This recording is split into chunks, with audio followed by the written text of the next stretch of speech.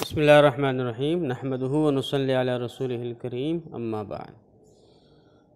سورۃ الکہف کورس کا یہ دوسرا سبق ہے۔ پہلے سبق میں آپ نے سورۃ الکہف کا خلاصہ پڑھا اور اس دوسرے سبق میں اسی سے نکلنے والے جو انتہائی اہم اسباق ہیں، انتہائی اہم مواعظ ہیں، وہ بیان کیے جائیں گے۔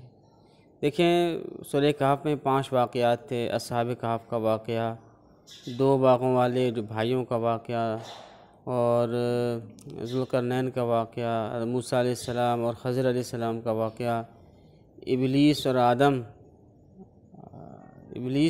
اور حضرت آدم علیہ السلام کا واقعہ، اور اس کے ساتھ ایک مثال بھی تھی دنیا کی بے ثباتی کی، آخرت کی پائیداری کی۔ یہ تو اس کا خلاصہ تھا۔ اصحاب کہف کا واقعہ کیا ہے، 2 باغ والے بھائیوں کا واقعہ کیا ہے، اور یہ جتنی بھی باتیں ہیں وہ سب آپ نے گزشتہ سبق میں تفصیل سے پڑھ لیا ہے۔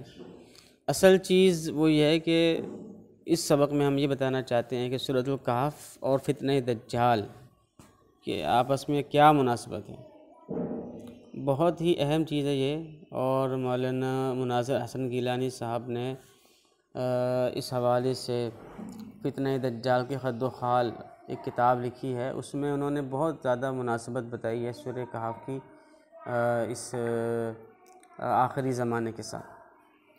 بعض عرب علماء نے بھی کافی اچھی بحث کی ہے اس موضوع پر۔ تو دیکھیں، اصحاب کہف کا جو واقعہ ہے، جو کہ پہلا واقعہ ہے اس سورت کا، اس میں اصحاب کہف کی ایمان کی آزمائش ہوئی تھی۔ تو دجال بھی خدائی دعویٰ کرے گا جس میں لوگوں کی ایمان کی آزمائش ہوگی۔ دوسرا جو 2 باغ والے بھائیوں کا واقعہ ہے، وہ اس میں ان کے مال کی آزمائش تھی۔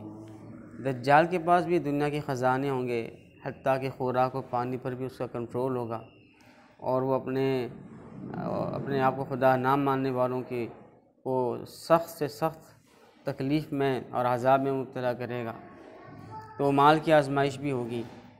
اور موسیٰ علیہ السلام اور خضر علیہ السلام کا جو واقعہ ہے، اس میں علم کی آزمائش ہے۔ تو دجال بھی لوگوں کو ایسی خبریں دے گا کہ اس کے فتنے میں لوگ مبتلا ہو جائیں گے۔ ذوالقرنین کا جو واقعہ ہے، اس میں طاقت کی آزمائش ہے کہ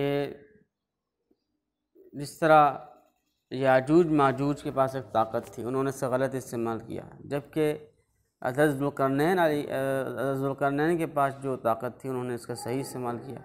تو دجال بھی تقریباً پوری دنیا کا کنٹرول، اکا دکا علاقوں کے علاوہ مکہ، مدینہ اور بیت المقدس کے علاوہ بقیہ تمام جگہوں پر اس کا کنٹرول ہو جائے گا۔ تو طاقت کی آزمائش بھی ہوگی۔ تو جب سورۃ الکہف ہم پڑھتے ہیں تو اس طریقے سے ہم ان تمام قسم کے فتنوں سے حصار میں آنے کی اللہ تعالیٰ سے دعا کر رہے ہوتے ہیں۔ یا اللہ ہمارے ایمان کو بھی سلامت رکھنا، اور یا اللہ ہمارے مال کی آزمائش سے بھی ہماری حفاظت فرمانا، اور علم کی آزمائش میں بھی ہمیں کامیاب کیجیے گا، اور طاقت کے بھرم میں ہم سے کوئی غلطی نہ ہو جائے، اس سے بھی اللہ ہماری حفاظت کیجیے گا۔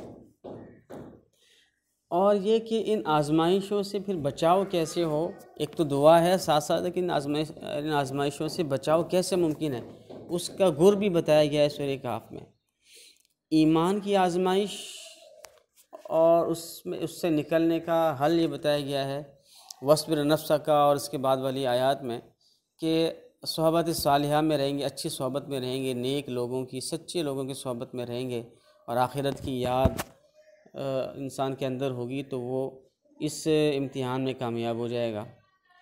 جو دوسری آزمائش ہے مال کی آزمائش، اس کا حل بتایا گیا ہے آیت نمبر 46-45 کے اندر، وَاضْرِبْ لَهُم مَثَلَ الْحَيَاةِ الدُّنْيَا، کہ دنیا کی حقیقت کا استحضار و آخرت کی یاد ہو تو وہ مال کی آزمائش میں کامیاب ہو جائے گا۔ اور علم کی جو آزمائش ہے اس کا گر یہ بتایا گیا ہے اس میں کامیاب ہونے کا کہ انسان اپنے اندر تواضع اور عاجزی پیدا کرے، اپنے علم پر کبھی گھمنڈ نہ کرے، کبھی غرور نہ کرے۔ سَتَجِدُنِی إِن شَاءَ اللَّهُ صَابِرًا وَلَا أَعْصِی لَکَ أَمْرًا، آیت نمبر 69 کے اندر یہ حل بتایا گیا ہے۔ اور آخری بات طاقت کی آزمائش اور اس امتحان میں کامیاب ہونے کا طریقہ بتایا گیا ہے کہ انسان اپنے اعمال میں اخلاص پیدا کرے، اور وہی بات ہے کہ آخرت کی یاد، خدا خوفی پیدا کرے، تو انسان اس امتحان میں بھی کامیاب ہو جائے گا۔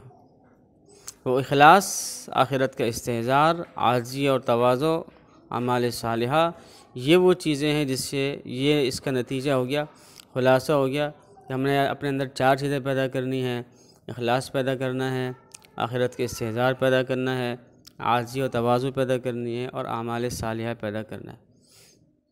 سورۃ الکہف کی سب سے جو آخری آیت ہے اس کا لب لباب یہی ہے کہ انسان اپنے اندر اخلاص پیدا کرے، شرک سے بچے، ہر اچھے عمل کے اندر، ہر نیکی والے عمل کے اندر اللہ کو راضی کرنا مقصود ہو، ریاکاری وغیرہ بالکل بھی مقصود نہ ہو، تو ایسا بندہ کامیاب ہے اور وہ ہر فتنوں سے محفوظ رہے گا۔